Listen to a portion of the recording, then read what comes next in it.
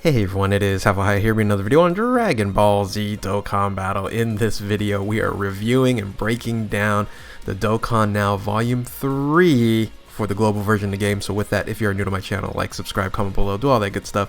And always shout out to DBZ Space and the Dokkan Wiki, and really to Dokkan Now, to the official Dokkan Twitter page for shooting out this video. And boy, was it incredible. A lot of hype, a lot of things to discuss. Let's go ahead and dive right into it. And yes, it is 1000% official. We are getting the Super Saiyan 4 units on with the Demon God Deborah and Demon Goddess Toa. We're going to break each one of these units down because we ended up getting details for these units, which is actually pretty incredible. And there's one unit that is above all, and we kind of probably know who it was initially, but they're all interesting. They're definitely all interesting. So before we dive into these units here, let's go ahead and talk a little bit about some of the other announcements during this Dokkan Now. So first and foremost, there is going to be a time patrol, protect history type of event. It is going to be a cross between Infinite Dragon Ball History and Fighting Legend Goku. It is considered very difficult. It's going to be 8 stages, so this is going to be really fun to see what this, and this is content, everyone. This is content. This is going to be fun for us to try to complete. And you're able to get 25 Dragon Stones for completing this event here. So very interesting, and can't wait to see what units we're going to be fighting on this event here, the special event. On top of that, we're going to get a free-to-play event, the Super Dragon Ball Heroes Dark Empire Saga, and you're able to get a Dokkan Awakenable Demon God Salsa. Okay, so a very interesting unit there as well. They didn't show too much or much of the details for this unit, but it's going to be a free-to-play unit, and I'm guessing it's going to be a way to run some of these interesting categories that we're going to get. And I'll talk about the new category that that's basically going to be introduced on global and on JP here. So let's go ahead and jump and dive into the next thing here, which I really speculated this on my last prediction videos, that these will be the Awakenable units. And the reason why, because these units are 2 years removed, and so these units here are going to be Dokkan Awakened, and it's also going to be featured on the banner. And I mentioned in the previous video, I think that this is going to be a 10 unit featured banner, and that's what it's going to be. It's going to be these 4 units and these 6 units on the banner. So 10 featured, a little bit more difficult to get the units that you want, but because this is the 10-year anniversary for Super Dragon Ball Heroes and this is the collaboration, these 10 units will be on the banner. So unfortunately, they didn't get information on a Dokkan Awakening for the base form Xeno Goku and base form Xeno Vegeta, so I guess that will be next year. So or maybe they're going to surprise us for on a part 2 or something like that, because I think this is going to be a definite hype celebration. So yes, these are the 6 units that were announced, and we're going to break them down. We have details, and it's actually pretty incredible. So I'm going to start with the best one, because no doubt about it, this is going to be the cream of the crop unit. And can't wait to dive right in. So actually, before I go into the cream of the crop unit, these are the 2 Dokkan Festival, not exclusive, but Dokkan Festival, I shouldn't say Dokkan Festival, Dokkan Awakenable units that are Super Saiyan 4s. The other 2 unfortunately are not. We'll discuss Gohan, and we'll also discuss Bardock, but these aren't going to be Dokkan Festival exclusive. A lot of people were thinking about that, but it's going to be a blue coin banner, and it's going to be exclusive for basically November every single year, probably from here on out. So these 2 will be awakening with this special event here, and this event is going to be only playable during the collaboration events in basically November. So if you don't get this unit and you don't grind these medals, you will never be able to get these later on until the following year. So anyway, now let's go ahead and break down the unit that is above, I think, all these units here, and that is the Super Saiyan 4 Vegito. So we kind of knew that this was going to be the best unit coming out, and boy, it is. So let's first talk about the leader skill, which is on the right hand side. It is introducing the new category crossover. So crossover is going to be all units that have any type of crossover. You talk about fighters, you talk about of course heroes, you're going to talk about Xenoverse. Anything crossover is going to be on this category, and that's going to be very interesting, and this is going to be running at 170% across the board. Now it doesn't seem like it's going to have a secondary leader skill, so this is just going to be one of these special categories, and this crossover seems very, very interesting. So can't wait to kind of do some team builds and kind of mess around with it. So the passive skill is really good, attack and defense 140%, and then on top of that, this is going to be a passive support character, which is pretty awesome. Crossover category allies key +1, attack and defense plus 20%, then grade 8 power category allies key +1, and additional attack and defense 20%. So because this unit here is going to be on the crossover and giant 8 power because it's Super Saiyan 4, it's going to have an internal passive of 40% attack and defense. Okay. So pretty amazing there, and additional to that, attack and defense 140. So yeah, pretty awesome. And then it's going to buff everyone else along with that, so for sure this is going to be on the main rotation for this team. And also, because it's Super Saiyan 4, high chance of evading enemy super attack with countering with tremendous power, and that was a given, being the fact this is a Super Saiyan 4 unit. So yeah, a support passive and brand new category leader at 170% across the board. Yeah, I would say by far the one that everybody's going to want to summon. Once again, however, this is going to be a 10 featured banner, so it's going to be tough. It's going to be tough. So anyway, the other unit that's going to Dokkan Awaken, I said Dokkan exclusive, but once again, neither of these are going to be Dokkan exclusive. The other Dokkan Awakenable Super Saiyan 4 is the Broly, Super Saiyan 4 Broly here. Another great unit. Unfortunately, the leader skill is grade 8 power 130%. So this is going to introduce the grade 8 power category. We know who the 170% category leader is going to be in Super Saiyan 4 Gogeta.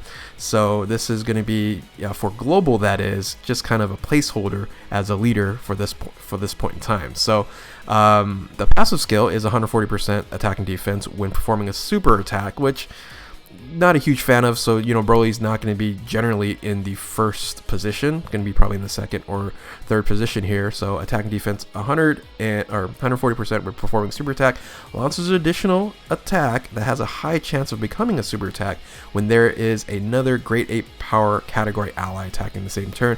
And if you're going to be running this on grade 8 power / crossover, for sure you're going to have another grade 8 power category on ally on here. So very, very interesting. On JP, this would run interesting as well.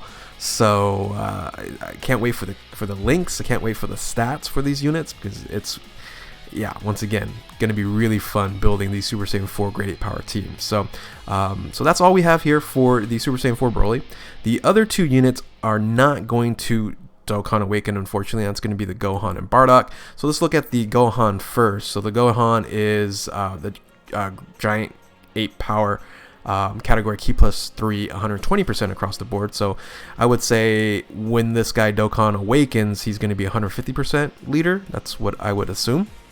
So the passive skill, again, 140%, but this is 140% SSR. So not Dokkan Awaken, but 140% SSR, and reduces damage received by 40% when there is another 4 or more giant 8 power category allies on this team. So yeah, once again, you're definitely going to be running this on that Super Saiyan 4 Gogeta or this crossover team here. And let's see here, it says a high chance of stunning the attacked enemy when performing a super attack. So like Gohan, a lot of the units actually stun, and so yeah, this is still, I think, fairly good because of the damage reduction at 40% along with 140% defense.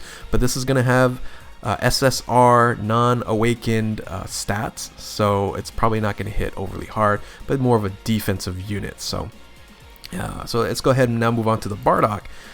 The Bardock is a crossover category, key +3, 120% across the board. Again, I think this would awaken into 150% I guess 2 years from now. That's what the plan is. That's what it seems like with these units, because the next year will be the Gohanks, the Vajanks, etc., etc. So those units will Dokkan Awaken. These will be 2 years from now. So anyway, I guess that's why the passive skill is attack and defense 140%, because they have plans of making this probably like 200% attack and defense or something like that. Plus an additional attack and defense 40% when there's another 4 or more crossover category allies on the team. And attacks effective against all types when 80% or HP is 80% or more, and performs a critical hit when HP is 90% or more. So this unit is definitely more interesting at 240% attack and, or 200, not 200, 180% attack and defense when you have the buff, when you have 4 more category crossover category allies on this team. So, and then you have this extra buff on critical hits and effective against all types. So a little bit more beneficial here, but I can really see this unit be very, very strong when you Dokkan Awakens. So interesting there. So Super Saiyan 4 Bardock, that's what his details are. Let's go ahead and now dive into the 2 demon gods. So the 2 demon gods, fortunately, they are actually going to Dokkan Awaken. So the Super Saiyan 4 is only 2 awakened, but the demon gods are going to awaken here. So this is really nice that the demon god Deborah here, he's going to Dokkan Awaken, and he's going to be Dragon Ball Heroes category, Ki plus 3, 130% across the board, which I already have from few. So, but Toa is an improvement. We'll talk about her in a second. The passive skill isn't 140%. It's a attack and defense 100%, because you know Super Saiyan 4 you gotta have the 140. So attack and defense 100% plus an additional attack and defense 100%. And wait a minute. Wait a minute. Attack and defense 100% right off the bat, plus an additional attack and defense 100%, and attacks enemies. Attack and defense minus 20% for 2 turns when facing 1 enemy. So this guy is a boss killer. Right, so you're getting 200%, or calculated differently, 100%, 100% for 2 turns when facing 1 enemy, plus an additional defense 100% and a high chance of evading enemies' attack, including super attacks, when facing 2 or more enemies. So yeah, this is going to be a very useful unit in Super Battle Road for sure. So I guess maybe they're gonna do would they provide a Dragon Ball Heroes Super Battle Road category? Possibly, I guess. Yeah, maybe in the future, maybe in the celebration, we'll see. But really, really strong in the defense side and evading and all these different things here. So yeah, Demon God Deborah is a defensive beast, and yeah, kind of in the likes of like Bergadmo and those types of units. So now I think the second most hype after Vegito is Demon Goddess Thickness Toa. That's right, Toa is going to be actually the Dragon Ball Heroes category best leader in Ki plus 3 HP and attack and defense 150%.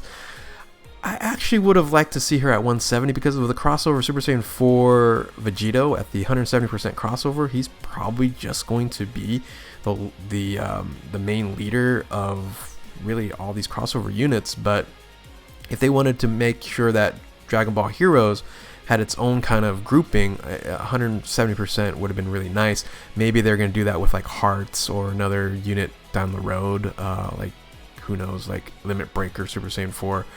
Full power Goku or something like that. But anyway, so it is 150%, which is the best category leader in the game currently for Dragon Ball Heroes.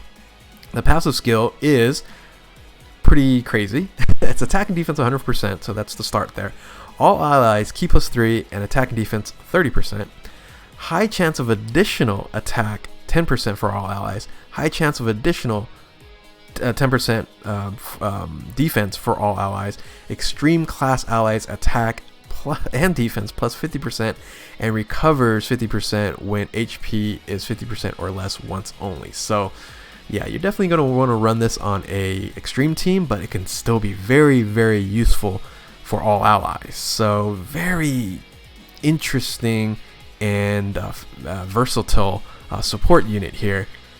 With that 30% and then that plus 10%, kind of similar to your Thickness of Time, but this is going to be Thickness Toa and Demon Goddess, that is. So very excited for her. Hopefully we'll pull her as well. I'm going to pull all 6 brand new units. Question is, am I going to go for rainbow? Because here's the thing. One of the reasons I don't go for rainbow is, hey, I have a chance of pulling these units down the road. This won't come back for another year. So just know that if you are a Super Saiyan 4 fan and you want this Vegito here, then you're going to have to summon on this banner. And once again, this is going to be a 10 featured unit banner, right? 6 here, 4 here, 10 featured, and hopefully they'll have some discounts on global. JP probably not going to have anything there, so maybe a step up or something like that. But I am very, very hyped.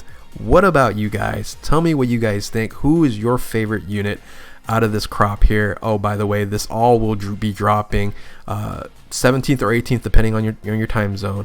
It's when your Dragon Stones are going to reset. So whenever your Dragon Stones reset, about 30 minutes or maybe an hour after that, you'll see these banners drop. So a lot of people are asking about that. I think we're going to get a data download pretty soon. You'll find that out as well. But anyway, I'm hyped. Are you guys hyped? Tell me in the comment section below. If you're new to my channel, like, subscribe, do all that good stuff. Thank you all for watching. Keep on Dokkaning. We'll catch you next time. Later.